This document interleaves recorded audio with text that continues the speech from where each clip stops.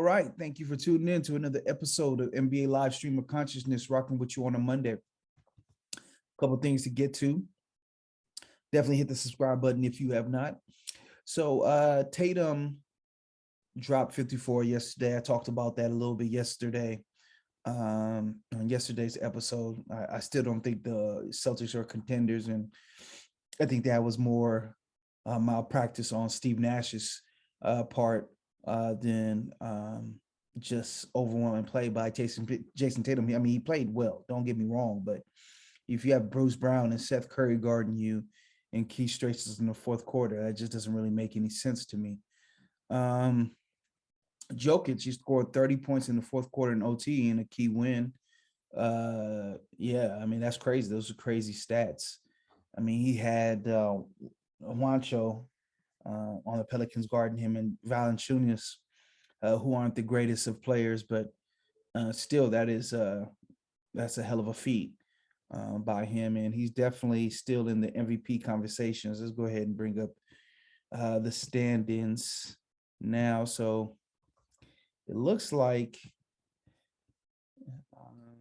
you look at the stand-ins. I mean, they're still the 6th seed, so I don't know. It seems like the media, there's a lot of factions in the media who have very loud voices.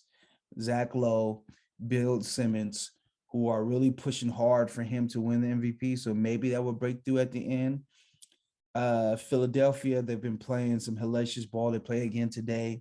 I think this is definitely going to light a fire under Embiid. I mean, because he really wants that MVP, especially his play on both sides. They actually play each other. I believe it's next week, Monday. Let's go ahead and look at the schedule.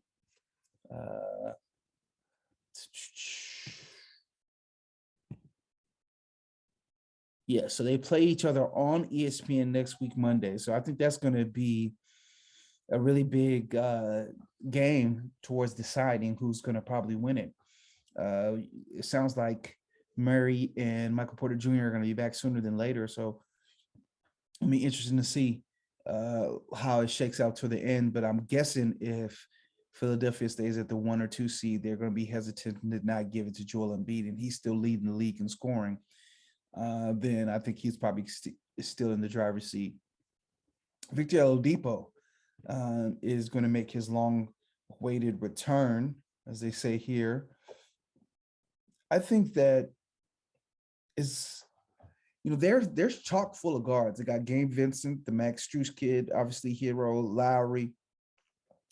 So where he fits into this mix, like whose minutes he takes, Duncan Robinson,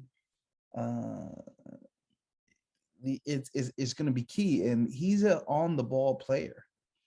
So, I think he fits well with Kyle Lowry and Jimmy Butler, but you have, Tyler Hero that you have to find minutes for. Then there's Duncan Robinson. So it makes you a really small team. I mean, adding a good player can never hurt, but when you've gone this far in the season and your team is playing so well, they're still the number 1 seed, and then you bring in a player who has the skill set that he has, it might be tough, and it might throw the team off a rhythm. Gabe Vincent and Strus, once again, they've played some hellified ball. They played really well versus the Sixers last night or the night before. So just to completely take them out the rotation for a new guy is definitely interesting. LeBron said that he was pissed that he's not included in the greatest scorers in the game. And I always agreed with that. I never understood the thinking behind completely leaving him out of the best scorers in the game conversation. I mean, he's consistent 28 to 30 points his whole career. Like, you don't do that without being a good scorer. And especially now that he isn't the freight train locomotive with the speed, he's still scoring these points. So, like, when is he going to get his due as a great scorer? I think that a lot of what we consider great scoring is the beauty of someone's game, like the beauty of a Kyrie's game, the beauty of a KD's game, where it's just raining jump shots and all over the place, and Steph Curry, and Harden, the step backs and the long distance 3-point shots. And at the end of the day, scoring a long distance three and scoring a pull up three is the same thing.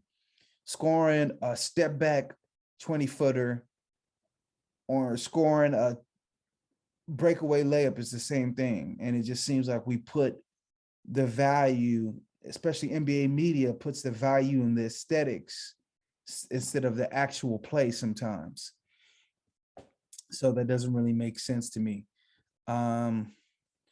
It's getting towards the stretch run here. March Madness is about to start, so you're gonna lose Kenny and Shaq for a while. Hopefully they'll still be Kenny and Charles, excuse me. Hopefully they'll still be covering the Thursday game when Brooklyn goes to Philadelphia.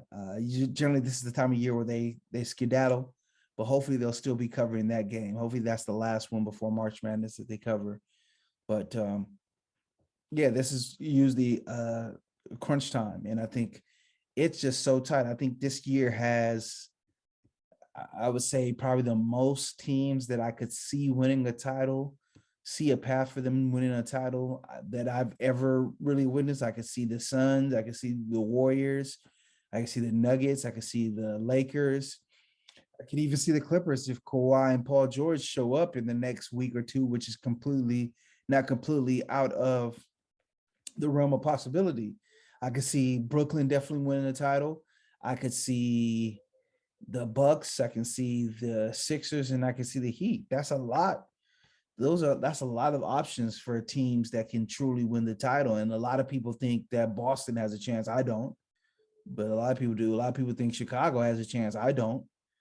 Some people think that the Nuggets, I think, have a chance. I don't know if I mentioned them earlier. If they get Murray and Michael Porter Jr. back in time, so there's going to be a serious stretch of basketball, and I do think home court advantage is going to matter. So I think teams are going to start playing. Like right now, the Grizzlies, they only have 16 games. What is it? 65. They only have 17 games. What is this? 63. 19 games. So it's just we're getting down to the stretch of it. So it'll be interesting to see who really puts their best foot forward. Obviously, Boston's going on a run. Miami's just slow and steady. You wouldn't know from the way that the NBA media talks that in the last 10, Boston and Miami actually are the same 8-2. But a lot of media is Boston media, so that's not really surprising. That's why the hyperboles was coming out yesterday, I think, more than anything. A lot of media is Boston media, so anytime they do anything, they're a contender. Anytime a player plays any type of solid basketball, they try to overrate them. So, all right, let's go ahead and leave it there. Check out the Ben Simmons video. I'm going to be dropping some stuff as well later on this week in that vein. Definitely subscribe, share the content. If you like, know somebody will like it, I would definitely appreciate it. All right, the game is the game. So what's up, man? What's up with you otherwise, The game is a game. Always.